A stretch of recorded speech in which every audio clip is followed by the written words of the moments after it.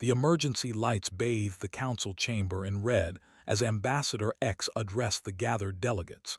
His forearms trembled as he activated the holographic display, casting images of ancient ruins across the vast circular room. The Eternal Nexus Station had stood for 3 million years, built by hands long turned to dust, and never in its history had such fear gripped its halls. "We found this 6 cycles ago," X said, his translator rendering his chittering voice into smooth diplomatic tones. "Sector 47 Gamma, 4th planet, a precursor vault, sealed and undisturbed since before our civilizations learned to make fire." The delegates leaned forward. Precursor technology was the dream of every species. Their machines still functioned after eons. Their weapons could unmake stars. Finding an intact vault should have been cause for celebration, not this emergency session called in the dead of night cycle. The hologram shifted, showing the interior of the vault. No weapons gleamed in the darkness. No miraculous engines waited to be claimed. Instead, the walls were covered in warnings. Thousands of them, carved and etched and burned into every surface in languages that predated galactic civilization. "We translated 47 distinct writing systems," X continued. "All say the same thing: beware the persistence predators, beware those who never stop, beware humanity." Silence filled the chamber. Then nervous laughter rippled through the assembly. Of the Aquarian collective spoke first, her gills fluttering with amusement. "Humanity, the species from that water world in the outer rim, the ones who just discovered faster-than-light travel 30 cycles ago." "The same," X said, and his voice held no humor. "This must be a translation error," another delegate offered. "Humans are unremarkable. No psionic abilities, no armored hides, shorter than most of ours. They're clever enough, certainly, but hardly worth the fear of beings who could reshape reality itself." X's main eyes narrowed while his secondary eyes scanned the room. "That was my initial assessment, so I authorized a broader search. My team has now investigated 17 additional precursor sites across the galaxy." He paused, mandibles clicking together in a gesture his species used when delivering terrible news. "Every single one contains warnings about humanity, not suggestions, not observations. Warnings. Urgent, desperate warnings." The chamber erupted into chaos. Delegates shouted over each other, demanding to see the evidence, calling for verification teams, insisting this was impossible. How could the precursors, who had built and moved planets, who had achieved immortality and transcended physical form, fear a species that still used chemical rockets 300 years ago? Dr. Hen watched from the observation gallery, her scaled hands gripping the railing. As the galaxy's foremost, she'd spent her life studying precursor ruins. She'd read their poetry, analyzed their mathematics, walked through their abandoned cities where buildings still hummed with power after millions of years. The precursors had been gods by any reasonable definition, and gods did not write warnings unless they truly feared something. She made her decision quickly. While the council argued about protocols and proper procedures, Hen would investigate personally. She assembled a small team, obtained the coordinates of 3 unexplored precursor sites, and departed within 12 hours. The first site sat on an airless moon, its entrance hidden beneath radiation rock. Hen's team breached the seal and descended into corridors that still glowed with soft blue light. The main chamber was a library, data crystals arranged in careful rows, each one containing more information than her entire civilization had accumulated in its history. "Focus on anything mentioning Earth, humanity, or unknown species classifications," she ordered her team. They worked for days, the translation algorithms struggling with languages so old that their root words had evolved into dozens of modern tongues. What they found made Hen's blood run cold. The precursors had visited Earth 70,000 years ago. They'd observed early humans still living in small tribal groups, still hunting with stone-tipped spears. The observations were clinical at first. Physical assessments, noting humans' lack of natural weapons, their relatively weak bodies, their slow reproduction rate. But then the observations changed. The precursor researchers had watched humans hunt. They documented something that clearly disturbed them. Humans would track prey for days, following herds across vast distances. When the prey ran, humans walked. When the prey rested, humans kept coming. They didn't give up, ever. They followed their target until it collapsed from exhaustion, until its heart gave out from running, until it simply couldn't move anymore. Then, only then, would humans kill it. Persistence predators, the precursor report labeled them. The galaxy had many predators, lightning-fast ambush hunters, powerful pack hunters, venomous trappers, but persistence predators were rare, and the precursors noted that humanity had refined this strategy beyond any other species they'd encountered. Humans could run for hours in heat that killed most creatures. They could track prey across terrain that erased all signs. They remembered. They planned. They never stopped. One precursor researcher had written a note, translated awkwardly by the ancient algorithms. Concerning development observed, these creatures apply hunting persistence to all aspects of life. They remember grudges across generations. They pursue goals long after logical species would abandon them. They tell stories of their failures and try again. Recommend monitoring. Hen found the second site 3 weeks later, hidden in a nebula's heart where radiation should have destroyed anything biological. This vault was different. It was a simulation center where precursors had run probability models on developing species. Hen accessed the human files and watched simulations flicker to life around her. The precursors had been thorough. They'd modeled humanity's development across thousands of potential timelines. In simulation after simulation, humans overcame obstacles that stopped other species cold. Ice ages that should have driven them extinct instead spread them across continents. Diseases that should have ended their civilization became immunity in future generations. Failed empires became lessons for better ones. Every setback, every disaster, every catastrophe was met with the same response. Humans adapted and tried again. But the simulations went further. The precursors had modeled what would happen if humanity reached the stars. They'd calculated the probability of humans developing faster-than-light travel, finding other civilizations, integrating into galactic society. The results had terrified them. In 93% of simulations, humanity didn't conquer the galaxy through military might. They didn't need to. Instead, they influenced it. Human concepts of justice, mercy, and second chances spread like a virus through civilizations that had known only strict hierarchies. Human determination inspired others to question their limitations. Human stories of underdogs overcoming impossible odds resonated with species who'd never imagined they could be more than they were. The precursors, Hen realized with dawning horror, hadn't feared human violence. They'd feared human hope. They'd built their empire on control, on accepting one's place, on the natural order of the strong ruling the weak. Humanity threatened all of that simply by existing, by refusing to accept defeat, by insisting that tomorrow could be better than today. The third site gave Hen nightmares. It was a military installation, weapons that could crack planets held in stasis. But the logs showed these weapons had never been used. Instead, they'd been sealed away, locked behind encryption that would take civilizations millions of years to break. The final log entry explained why. A precursor commander named had written it. The translation was rough, but the meaning was clear. We ran the war simulations, all of them, every possible scenario where we attempt to eliminate or control humanity. In every timeline where we act against them, they eventually win, not quickly. Many simulations show wars lasting thousands of years, but they win. They win because they remember every loss. They learn from every defeat. They tell stories about their fallen until those deaths mean something. They fight not just for themselves, but for abstract concepts like freedom and dignity. They will sacrifice their own lives for ideas.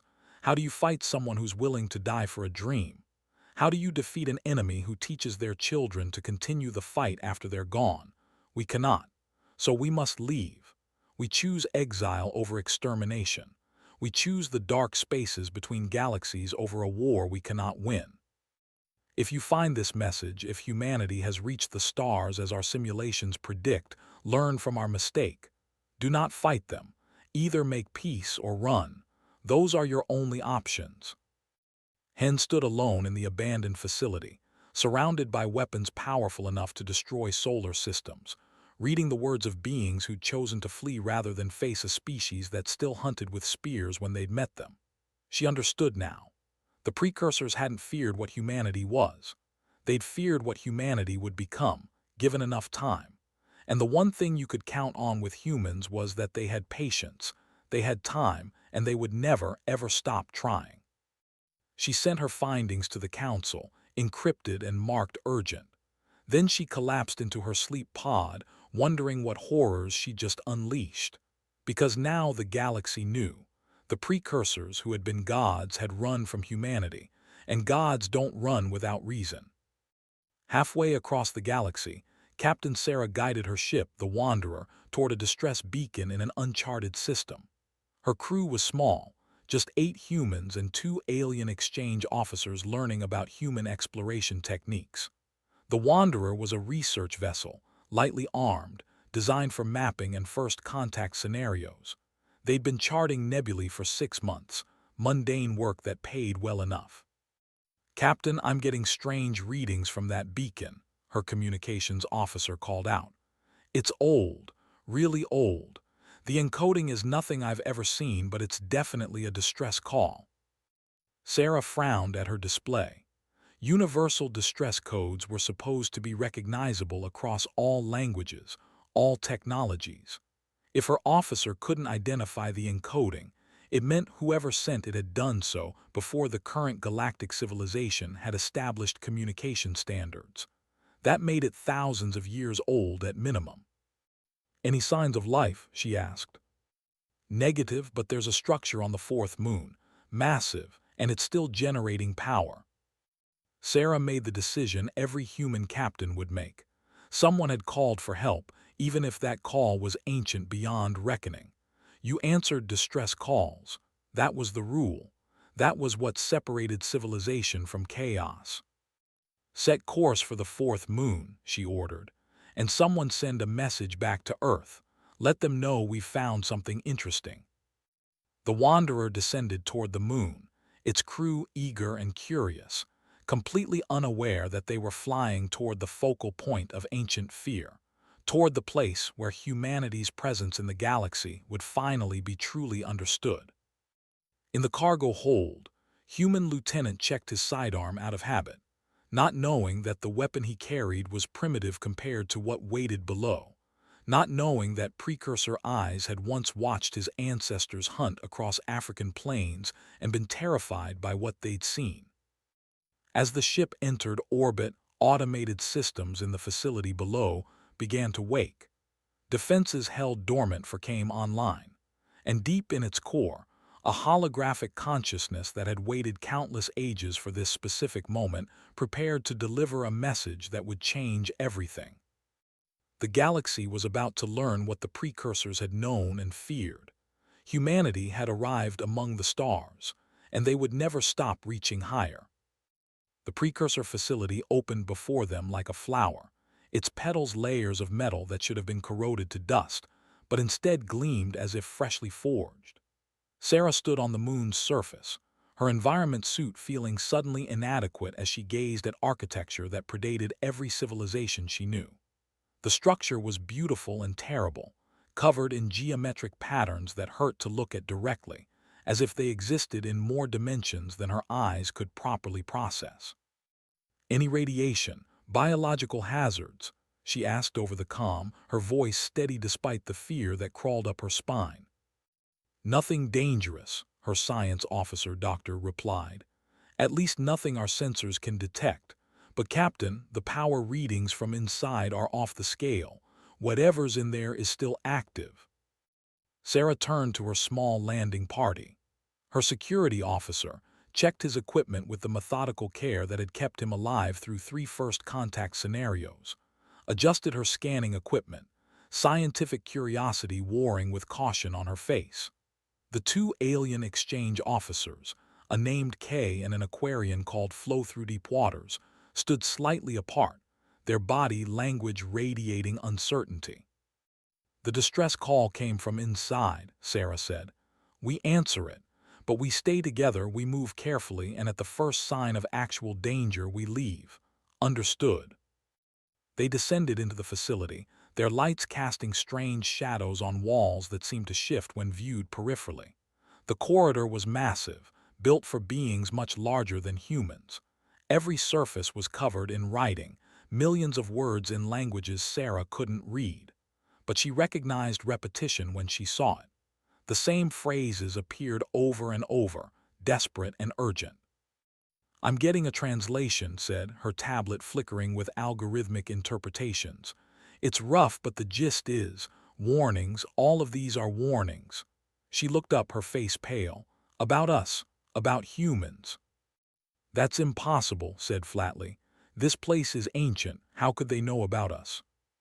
Before anyone could answer, the corridor blazed with light.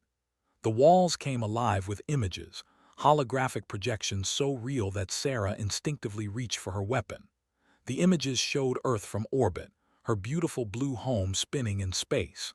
Then the perspective shifted, diving down through atmosphere to show humans as they'd been tens of thousands of years ago, running across savannas, tracking animals with stone-tipped spears. "They visited us," Sarah whispered.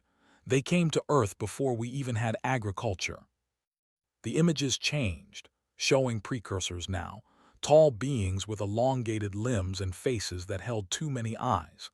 They moved with grace that seemed to bend reality, their hands gesturing to reshape matter itself. The hologram showed them observing humans from a distance, recording data, analyzing with the detachment of scientists studying interesting insects. Then the tone shifted. The precursors were watching humans hunt. The holographic humans tracked a herd of animals across vast distances, following for days without stopping. The prey ran until it collapsed, heart giving out from exhaustion. The humans had barely broken stride. Sarah felt Kay tense beside her. The translator box crackled with his words. "Persistence predators, your persistence predators, I didn't realize." "Most species don't," said softly. "We don't think about it anymore. It's just how we evolved. We're not the fastest, not the strongest, but we can keep going after everything else stops." The hologram continued, showing precursor researchers growing agitated. Their observations expanded beyond hunting. They watched humans create art on cave walls, stories passed from generation to generation. They watched humans bury their dead with ceremony, keeping memory alive. They watched humans fail at tasks, over and over, and keep trying. They watched humans hold grudges across lifetimes, pursue goals across generations, refuse to forget wrongs done to them or their ancestors.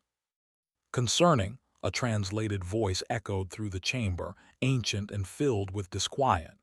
"This species does not know when to stop. They pursue everything with the same intensity they pursue prey. They remember everything. They never accept defeat." The hologram fast-forwarded, showing precursor simulations now. Timelines branched like trees, showing possible futures. In each one, humanity eventually reached the stars. And in timeline after timeline, something happened that made Sarah's heart pound. Humans didn't conquer through violence. They spread through persistence. Human ideas about justice, about mercy, about second chances infected other species like a virus. Rigid hierarchies began to crumble. Species that had accepted their place in the galactic order for millions of years suddenly questioned why they couldn't reach higher. "They were afraid of us," Sarah said, her voice echoing in the vast chamber. "Not because we were dangerous, but because we wouldn't stop trying to be better." The hologram shifted one final time, and a single precursor materialized before them, solid-looking enough that Sarah half expected it to be real. The being was magnificent, easily 12 feet tall, its form radiating power that made the air shimmer. When it spoke, the translation was perfect, as if it had learned to speak directly to human minds. "I am," the precursor said. "If you're seeing this, then our worst fears have come to pass. Your species has reached the stars. You stand now where we stood, at the precipice of galactic civilization, and you have no idea how much the galaxy will fear you." Sarah stepped forward. "Why? We're not conquerors, we come in peace. We want to learn to trade, to make friends." "I know," Image said, and somehow it seemed to be responding directly to her, though this had to be a recording. "That's what makes you terrifying. We ran simulations, millions of them. We modeled your development across every possible timeline. In the scenarios where you become conquerors, you can be fought. You can be stopped. But in the timelines where you reach out with open hands, where you offer friendship and share your ideas, those timelines, you cannot be stopped at all." The hologram showed more simulations. Humans working alongside alien species, teaching them human concepts. Humans telling their stories, their myths of heroes who never gave up, who fought against impossible odds. Humans crying at alien funerals, laughing at alien jokes, falling in love with alien partners. And everywhere humans went, they left seeds of their most dangerous idea, that anyone could be better tomorrow than they were today.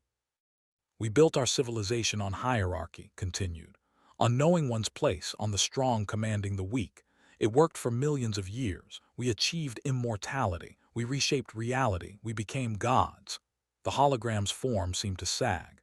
"And then we met your ancestors, still living in caves, still hunting with rocks, and we saw what you would become. We saw that your concept of 'we can be better' would eventually erode everything we'd built." "So you ran," Sarah said. "Rather than face us, you fled." "We did not run from your weapons," said. "We ran from your hope. How do you fight someone who believes tomorrow will be better? How do you stop someone who's willing to die for abstract concepts like dignity and freedom? How do you crush a species that turns every failure into a lesson and every death into a story that inspires the next generation?" The chamber fell silent except for the soft hum of ancient power systems. Sarah looked at her crew, seeing the same stunned realization on each face. They'd thought humanity was unremarkable, one small species among thousands. But the most advanced civilization the galaxy had ever known had chosen exile rather than share space with human potential. "You're wondering what to do with this information," Image said. "You think you can hide it perhaps, return to your people and bury these findings, but you can't. My colleague, Dr. Hen, has already found 3 other facilities. She's sharing the information with the Galactic Council as we speak. Within days, every species in the galaxy will know what we feared." "Then we'll convince them there's nothing to fear," Sarah said firmly. "We'll show them we're peaceful. We'll prove the precursors were wrong." "Were we?" asked, and his tone held something like sadness. "Tell me, Captain Sarah of Earth, what happens when you learn the galaxy wants to suppress your species? When they demand you submit to genetic modification to make you more docile, more willing to accept limits? When they insist you stop exploring, stop pushing boundaries, stop telling your children they can be anything they want to be? What will you do?" Sarah opened her mouth to respond, but no words came, because she knew exactly what humanity would do. They would refuse. They would resist. They would never stop fighting for their right to reach for the stars. "You see the problem," said quietly. "You cannot help but be what you are, and the galaxy cannot help but fear what you are. In our simulations, this moment leads to one of 2 outcomes. Either the galaxy accepts you and changes forever, becoming something gentler and stranger than it has been for millions of years, or the galaxy attempts to stop you and faces a war unlike any it has ever known. Not a war of weapons, but a war of attrition, because you will never surrender. You will fight for generations if you must. You will remember every fallen comrade, every destroyed world, and you will keep coming. That's what persistence predators do." The hologram flickered, beginning to fade. "I leave you with one final piece of information. We tried to make you more docile. We introduced ice ages to cull your populations. We uplifted other species on your world to provide competition. We sent agents to teach your ancestors about accepting fate. Nothing worked. You adapted to the ice ages and spread across your world. You outlasted every competitor we gave you. You ignored fatalism and created religions about struggling against destiny itself. Every attempt we made to suppress you only made you stronger. So ask yourself, Captain, what will happen when the galaxy tries to do the same? The hologram vanished, leaving them in sudden darkness broken only by their suit lights. For a long moment, nobody spoke. Then Flow Through Deep Waters, the Aquarian who'd been silent throughout, made a sound like water burbling through stones. I must report this to my government, she said. They need to know. Everyone needs to know. Report what? Asked, his hand resting on his weapon. That ancient beings were afraid of us for no good reason. That they were afraid of us for the best reason, corrected softly. Because they were right, we don't stop. We never stop. Even now, we're not thinking about how to surrender or hide. We're thinking about how to fix this, how to convince the galaxy we're harmless. That's our persistence showing. We're already refusing to accept this situation as permanent. Sarah looked around at her crew, at the alien officers who'd served with her, at the human faces showing determination even in the face of this revelation.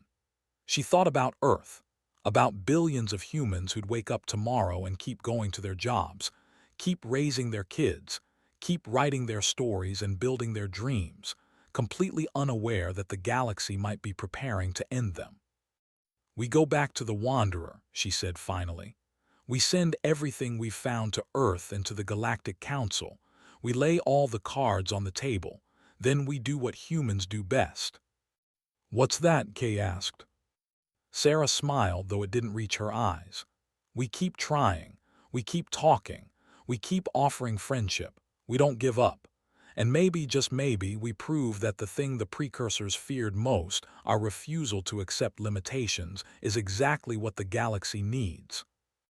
They made their way back to the surface, leaving the ancient facility to its lonely vigil. Behind them, automated systems began to shut down, their final message delivered. Above them, the stars shone with a light that had traveled from civilizations that had never imagined meeting a species like humanity.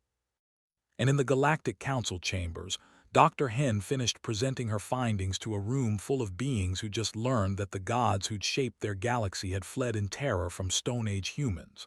The vote was called quickly. The galaxy would decide how to respond to the human threat: war or peace, suppression or acceptance, extinction or coexistence. The future would be decided not by strength or intelligence, but by whether the galaxy could face its fear of beings who simply refused to stop reaching for tomorrow. The Galactic Council chamber devolved into chaos over the following weeks. Factions formed quickly, dividing the thousands of member species into three broad camps. The largest, led by the Empire, called themselves the Coalition for Galactic Stability. They argued for immediate action against humanity before the threat fully developed. The second group, smaller but vocal, wanted to engage with humanity, to integrate them carefully into galactic society before fear turned to violence. The third faction, composed of the oldest species, those who remembered the precursors as gods, simply began preparing colony ships to flee into dark space. Ambassador X found himself at the center of the storm, trying desperately to find a compromise between extinction and acceptance. He'd spent 3 weeks reviewing precursor data, running his own simulations, and every model showed the same result. If the galaxy tried to suppress humanity through force, the war would be long, bitter, and would fundamentally change every civilization involved. Not because humans were militarily superior, but because they would never, ever surrender. They'll fight for generations, X explained to a private meeting of senior council members. Our own history shows that wars end when one side can no longer continue or when the cost exceeds the benefit. But human history is full of conflicts that lasted centuries. They pass the cause to their children who passed it to their children. They remember grievances for thousands of years. If we attack Earth, we won't be starting a war. We'll be starting a forever conflict. Then we make it quick, said coldly. One strike, orbital bombardment. Eliminate the threat before they can scatter to other worlds. and become the monsters we claim to fear.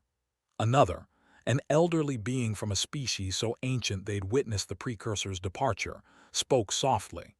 If we commit genocide against beings whose only crime is being too hopeful, too persistent, what does that make us? While the council debated, the Empire acted. Commander, decorated veteran of a dozen conflicts, was given command of a fleet of 3,000 warships. His orders were clear: establish a quarantine around human space. If humanity didn't accept the galaxy's terms, if they didn't submit to genetic modification and eternal monitoring, Earth would be sterilized. It was presented as mercy. One world, 8 billion lives in exchange for galactic stability. A small price. Assembled his fleet in neutral space, just outside the boundary of human-explored territory. His ships bristled with weapons that could turn Earth's oceans to steam. His soldiers numbered in the millions, trained and ready. The fleet stretched across space, a wall of metal and firepower that had never been assembled in such concentration before. Earth received the ultimatum through standard diplomatic channels. The message was simple: submit or die. Accept modification that would dampen human persistence, accept monitoring stations in every human city, accept limits on exploration and expansion, or watch your burn. Sarah, having returned to Earth weeks ago, sat in on the emergency meeting of human leadership. Presidents, prime ministers, and leaders from every nation gathered in Geneva, the old building feeling suddenly small and inadequate for a decision of this magnitude. The debate raged for hours. Some argued for acceptance, for survival at any cost. Others demanded resistance, death over slavery. Still others looked for compromise, for negotiation.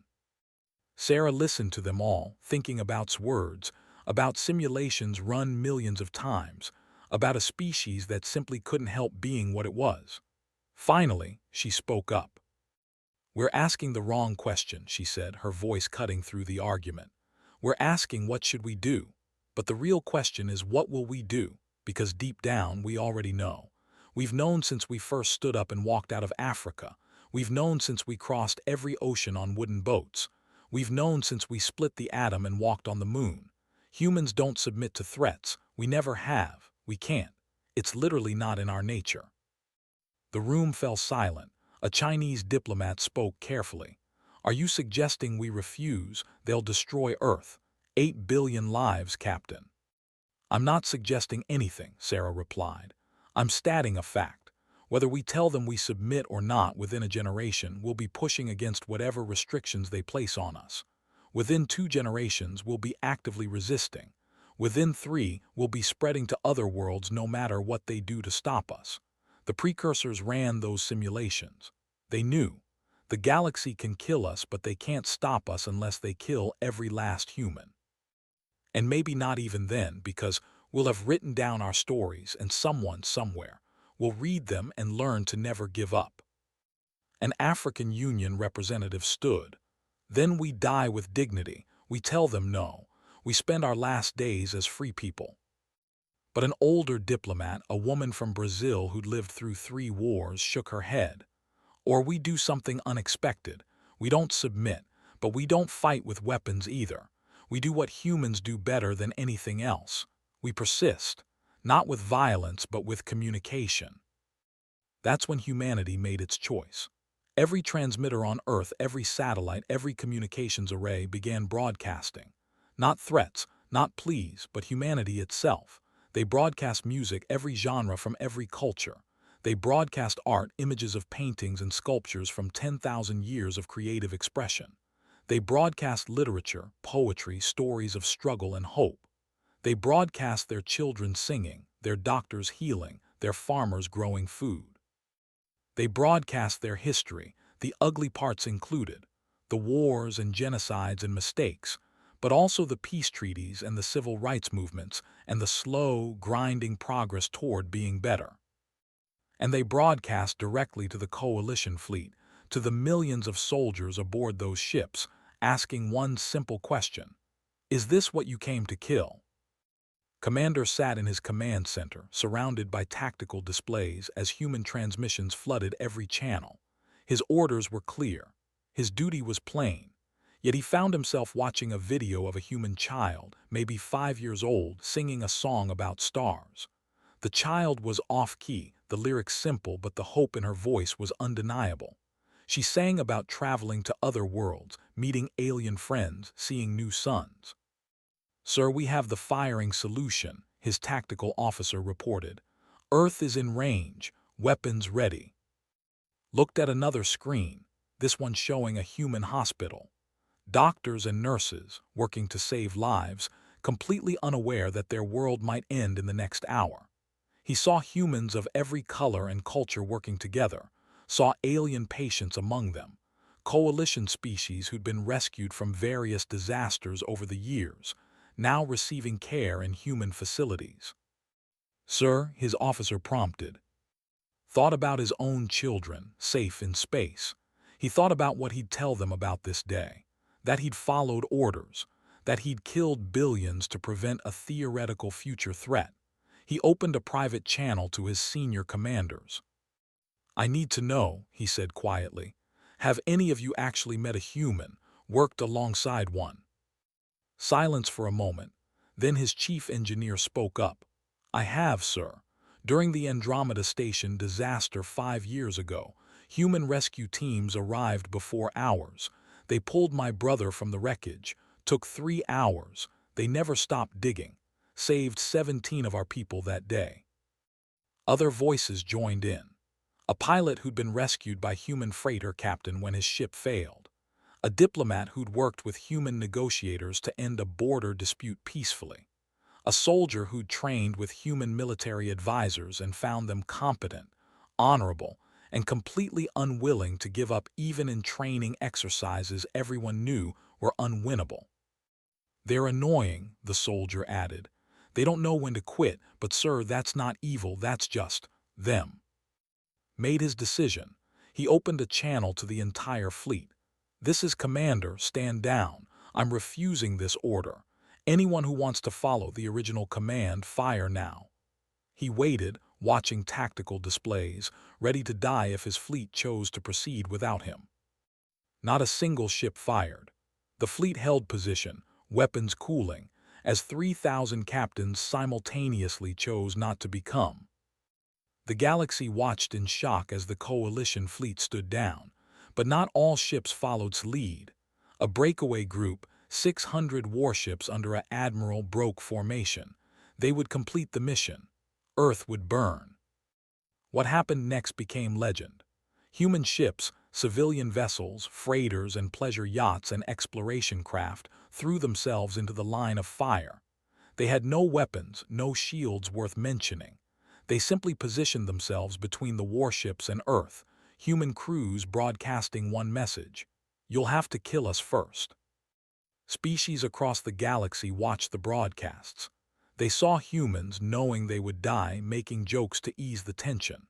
They saw families aboard those ships, parents holding children, singing to keep them calm. They saw captains giving speeches about doing what was right, about standing up to bullies, about how some things were worth dying for. And something broke in the galactic consciousness.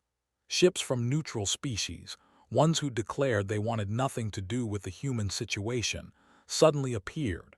They added their shields to the human vessels. More came, dozens, then hundreds of ships from species who decided that whatever humanity might become in the future, they couldn't stand by and watch this. The breakaway fleet found itself facing not helpless humans, but an impromptu coalition of species willing to fight to protect them. The engagement lasted 47 minutes. 17 ships were destroyed, human and alien alike. 3,000 lives lost, but Earth survived and the attack was broken. In the aftermath, the Galactic Council was forced to convene again, this time with human representatives present. Sarah stood before the assembly, still wearing her captain's uniform, and delivered a speech that would be studied for generations. "You were right to fear us," she began, and the chamber fell silent. "The precursors weren't wrong.